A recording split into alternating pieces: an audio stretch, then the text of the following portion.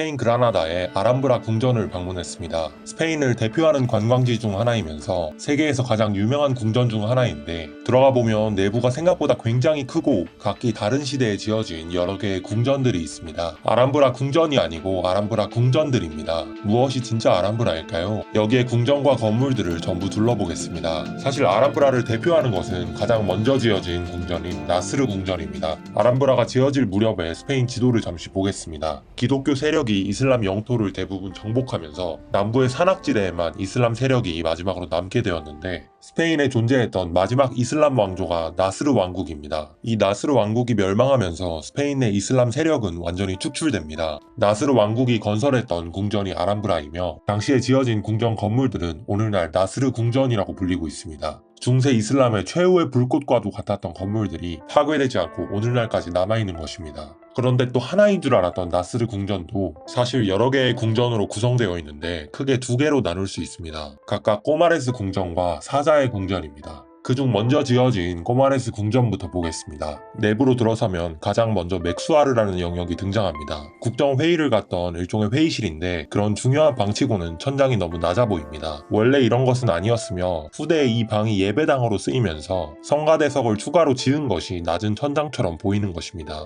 아람브라에는 이처럼 나스르 왕조 시대의 모습만 남아있는 것이 아니라 후대의 다양한 변형을 겪으면서 여러 겹의 역사가 중첩되었습니다. 맥수아르를 통과하면 아주 폐쇄적인 외부의 마당이 하나 등장합니다. 꼬마레스 궁전의 입구와도 같은 공간으로 황금의 방 앞에 있기에 황금의 방 중정입니다. 그 말처럼 한쪽 벽 전체가 금박으로 장식되어 있으며 그 정교함이 압도적입니다. 벽에는 비슷한 문 두 개가 보입니다. 똑같은 문 두 개가 뚫려 있는 것처럼 보이지만 왼쪽 문만 꼬마레스 궁전으로 이어집니다. 위에서 보면 이렇습니다. 궁전 내부가 워낙 복잡하기 때문에 왼쪽에 있는 문만 궁전 안쪽의 중심 공간인 아라야네스 중정으로 이어지는 것입니다. 오른쪽 문은 맥수아르 주변의 작은 방들로 통하기에 사실 왼쪽 문만 궁전 입구입니다. 관광객은 당연히 왼쪽 문을 통해서 궁전으로 들어갑니다. 드디어 아람브라에서 가장 유명한 공간인 아라야네스 정원입니다.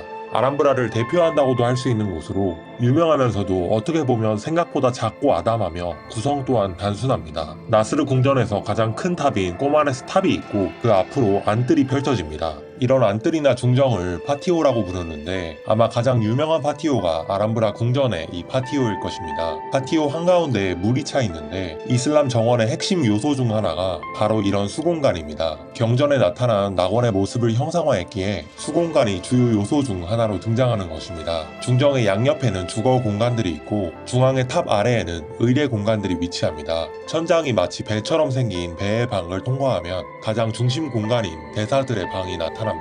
외관은 분명 평범해 보였는데 내부를 살펴보면 장식되지 않은 면이 단 하나도 없습니다. 가까이에서 보면 평평해 보이던 표면도 전부 다 깊이가 있으며 빛을 받아 일렁이는 느낌이 놀라울 따름입니다. 위를 올려다보면 마치 하늘이 떠 있는 것처럼 천장이 만들어져 있는데 나무를 끼워서 만든 목재 돔입니다. 얼마 지나지 않아 꼬메라스 궁전 옆에 보다 화려한 궁전이 지어지는데 그 궁전이 사자의 궁전입니다. 사자의 중정, 사자의 안뜰이라고도 부르는 이 엄청난 중정이 위치한 곳이기도 합니다.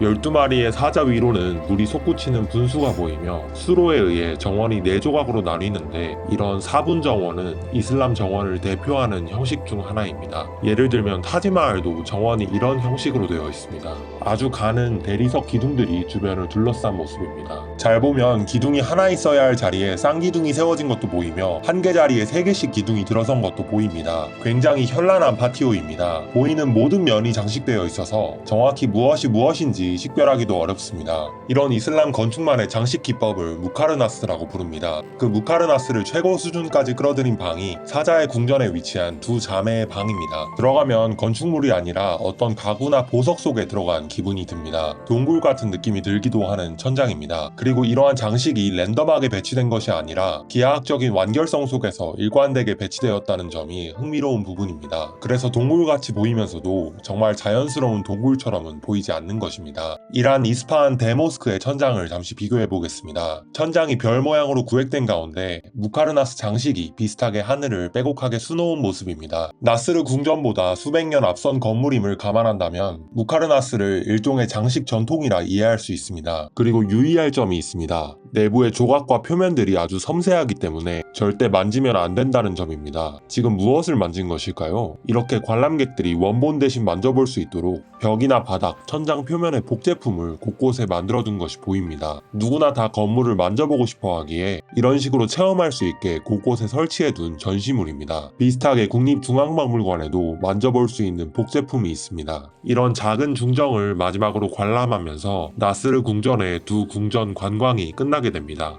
나스르 궁전 바로 옆에는 굉장히 눈에 띄는 커다란 건물이 있는데 후대에 지어진 까를로스 5세 궁전입니다. 우리가 일반적으로 유럽에서 보는 고전주의 양식의 건축물인데 그라나다 정복 이후에 아람브라를 다시 궁전으로 쓰기 위해 이 건물을 짓기 시작했으나 끝내 완성되지 못한 상태로 이렇게 남게 되었습니다. 아까 나스르 궁전은 생각보다 작고 오밀조밀한 느낌이었는데 이 까를로스 5세 궁전은 생각한 것보다 너무 크고 정말 광활합니다. 기존 아람브라 궁전을 압도하는 것처럼 지어졌는데 결과적으로 압도하지는 못한 비운의 건물입니다. 까를로스 5세 궁전의 외관에 쓰인 돌을 가까이서 보겠습니다. 이런 식으로 돌 가운데가 거칠게 튀어나오게 처리한 것을 서양 건축에서 러스티케이션이라고 부릅니다. 저층부에서 굉장히 거친 인상을 주는 구법인데 이런 거친 느낌이 방금 나스르 궁전에서 보았던 현란한 무카르나스와 상당한 대비를 이룹니다. 둘 다 많은 공을 들인 표면인데 러스티케이션이 보다 단단한 인상을 준다면 무카르나스는 뭔가 흐릿해지는 나른해지는 그런 느낌입니다. 궁전 내부를 여기저기 걸어다녔습니다. 궁전 밖의 정원도 전부 낙원 그 자체입니다. 낙원을 모사했다는 점은 외부 공간도 대단히 내향적으로 계획되었음을 뜻합니다. 즉 전망 좋은 곳에 있는 정원들도 외부의 그라나다 시내를 조망하는 것이 아니라 울창한 나무에 의해 둘러싸여서 안쪽을 바라볼 때가 많습니다. 바깥을 거의 보지 않고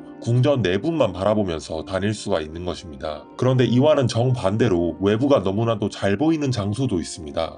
방어 목적으로 세워진 요새인 알카사바이며 이 성벽에 올라가면 그라나다 시내의 전경이 펼쳐집니다. 그라나다가 함락되면서 스페인 내 이슬람 왕국의 역사가 종언을 고하기에 대단히 상징적인 장소이기도 합니다. 엄밀히 말하면 알카사바는 궁전은 아니지만 아람브라의 엄연한 한 부분입니다. 이번에는 아람브라의 반대편에 있는 궁전에 가보겠습니다. 헤네랄리페라고 하는 여름 별궁입니다. 헤네랄리페는 나스르 왕조 시기에 조성되기는 했으나 이후에 여러 공사가 이루어지며 많은 변화를 겪었기에 여타 궁전들과는 뭔가 다른 시기에 속하는 듯한 느낌이 듭니다. 그중 이곳은 수로의 중정 혹은 아세키아 중정이라 불리는 헤네랄리페에서 중심적인 파티오입니다.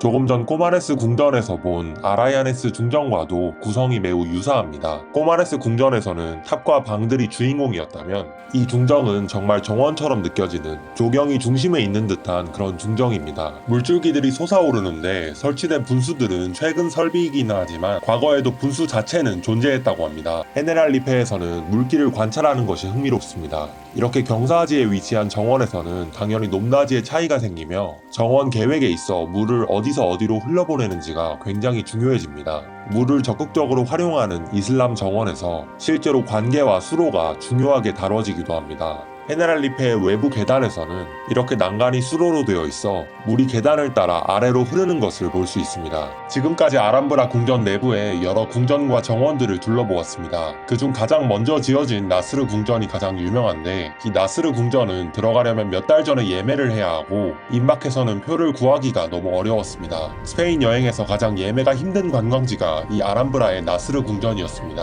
그래서 너무 급하게 아람브라에 오게 되면 나스르 궁전을 보지 못하고 헤네랄리페와 다른 곳만 보게 되는 경우가 있습니다. 이곳의 건축물들은 대단히 내향적으로 지어졌기 때문에 외관과 내부 모습이 너무 달라서 꼭 안에 들어가 보는 것이 좋다고 생각합니다. 다시 말해 내부 관람이 다른 건물에 비해 특히 의미 있는 곳이 아람브라였습니다. 스페인 그라나다의 아람브라 여행이었습니다.